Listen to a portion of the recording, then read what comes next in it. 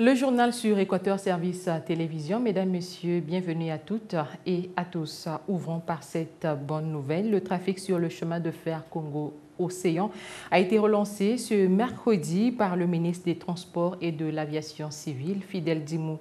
Le premier train marquant cette reprise est arrivé à Brazzaville à 13h20 en provenance de Pointe-Noire.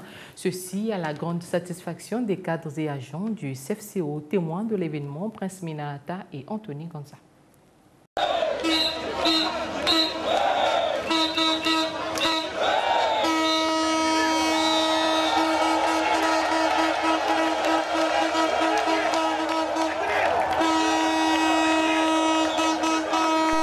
Il était 13h20 lorsque le premier train marquant la reprise du trafic ferroviaire est arrivé à la gare centrale de Brazzaville en provenance de Pointe-Noire. Transportant avec lui une rame de citerne de carburant, ce train a été reçu par le ministre en charge des Transports, de l'Aviation civile et de la Marine marchande, Fidel Dimou. Pendant 2 ans, vous avez vu l'économie locale, c'est-à-dire là où le train passe. Les populations laborieuses ont souffert parce qu'elles ne pouvaient plus écouler leur production. Mais au plan national également, puisque nous sommes un pays de transit et nous avons eu de la peine justement du point de vue de notre économie nationale, il y a eu un véritable coup dur. Et je pense qu'avec la relance du chemin de fer, du trafic, eh bien, l'espoir, et nous allons le constater, que les choses vont redémarrer sur un bon pied.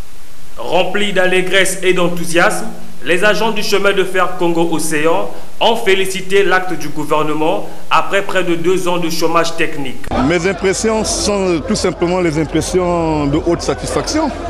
Vous êtes censé savoir que le cheminot est resté 2 ans à la maison sans travailler et qu'un train vienne lier l'axe Pointe-Noire-Brazzaville, ceci pour couronner et symboliser le début des travaux de manière générale sur tout le parcours de chemin de fer. Ça ne peut qu'être un sentiment de joie. Mais maintenant, là, nous avons retrouvé ce sourire tant attendu. Nous sommes très fiers, très contents et nous disons merci de tout ce qui s'est fait pour la relance du chemin de fer. Pour nous, c'est presque une fête. Déjà, nous avons passé 2 ans à la maison sans travailler, pas seulement sans travailler, mais aussi sans salaire. Donc, ce premier train annonce beaucoup de choses. Ce premier train, c'est la reprise, mais aussi et surtout, c'est le salaire. La relance du chemin de fer vient redonner le souffle à l'économie nationale et aux agents du CFCO. Cette reprise du trafic ferroviaire a été un soulagement aux agents du CFCO et aux voyageurs. Autre fait de l'actualité, le Congo a célébré ce 28 novembre 2018 le 60e anniversaire de la proclamation de la République sous le très haut patronage du président de la République, Denis Sassou Nguesso. Rappelons tout de même que c'est pour la 8e fois consécutive que la date du 28 novembre est tirée des décombres de l'oubli sur toute l'étendue du territoire national. La place de la République était à l'honneur ce mercredi, nous dit Célestin Okano-Irika. 28 novembre 1958, 28 novembre 2018, la République du Congo a 60 ans. Et pour commémorer ce 60e anniversaire de la proclamation de la République, sous le thème du travail, les Congolais de tous les horizons se sont mobilisés à la place de la République. La cérémonie riche en sang et en couleurs commence avec l'arrivée du couple présidentiel sous les ovations du public. Aussitôt installé dans la tribune d'honneur, le président de la République et madame, ainsi que les autres convives, suivent la levée des couleurs nationales, suivie de l'exécution de la congolaise, l'hymne national. Un autre moment qui a retenu l'attention de l'assistance, c'est le message d'une fillette d'une année, née le 28 novembre 2017. Puis vint le discours du jour, au cours duquel le vice-premier ministre Firmin Ayessa a rappelé la décision du président Denis Sassou Nguesso de tirer des décombres de l'oubli la célébration du 28 novembre. Ce jour, cette date, vous, Monsieur le Président de la République, l'avez tiré des décombres de l'oubli. Vous l'avez restauré dans son essence et son historicité. Vous en avez solennisé la commémoration afin que chaque Congolaise et chaque Congolais s'en souvienne à jamais. Désormais, il en est ainsi. Événement déterminant, événement majeur s'il en est, parce qu'il constitue la passerelle qui a porté notre peuple, moins de 2 années plus tard, des rives de l'asservissement aux berges de la liberté, de l'émancipation et de la souveraineté. C'était le 28 novembre 1958.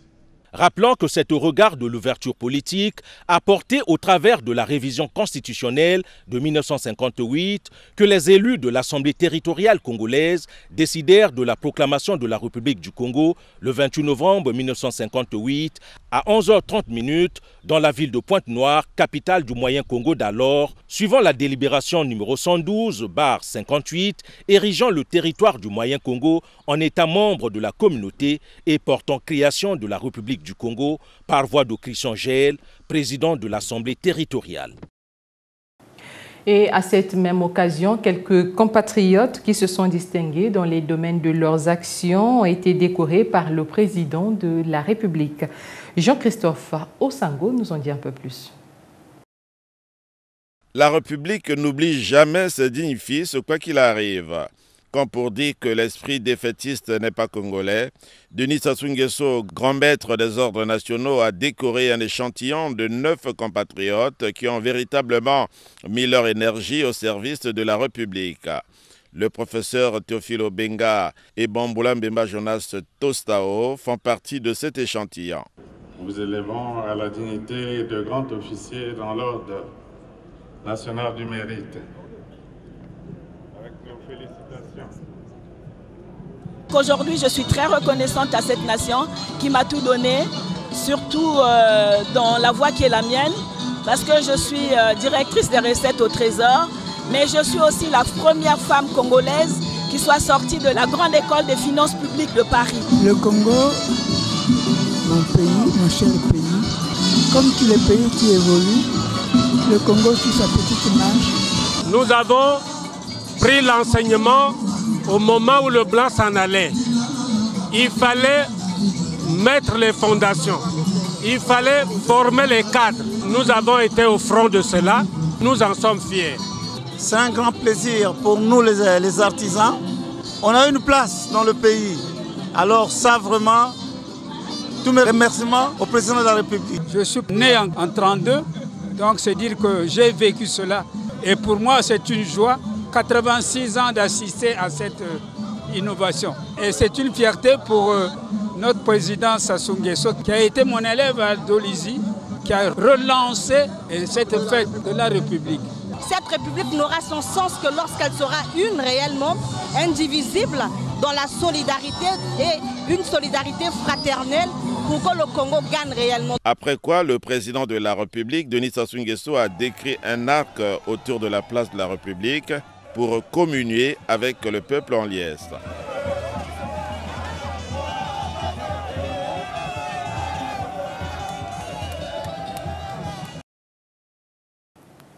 Changeons de chapitre pour parler justice. 2 trafiquants d'ivoire condamnés à 18 mois d'emprisonnement ferme par le tribunal de grande instance de Dolisie dans le département du Niari étaient poursuivis pour détention et circulation illégale des trophées d'espèces animales intégralement protégées. Retour sur ce commentaire de Ulrich Mabika. Le verdict du tribunal de grande instance de Dolisie dans le département du Niari est tombé le 23 novembre courant. Georges Siombo et Mess Menzinga, de nationalité congolaise, ont été condamnés à 18 mois d'emprisonnement ferme, assortis de 100 000 francs CFA d'amende et d'1 million de francs CFA de dommages et intérêts chacun. Ils étaient poursuivis pour détention et circulation illégale d'espèces animales intégralement protégées. Ces 2 délinquants phoniques avaient été arrêtés le 18 décembre 2017 avec 2 pointes d'ivoire dans la même ville par les agents de la direction départementale de l'économie forestière du Niari avec le concours de la gendarmerie nationale et l'appui du PALF, projet d'appui à l'application de la loi sur la faune sauvage. Il a été établi que Georges Siombo et Mess Menzinga sont des grands trafiquants d'ivoire dont la source d'approvisionnement est le district de Bambama dans le département de l'Alekumu. Pour mémoire, en République du Congo, l'éléphant fait partie des espèces animales intégralement protégées. L'importation, l'exportation, la détention et le transit sur le territoire national de ces espèces, ainsi que de leurs trophées, sont strictement interdits. Ce journal est complètement bouclé. Merci à vous d'avoir été les nôtres. Quant à moi, je vous dis au revoir et à une prochaine occasion.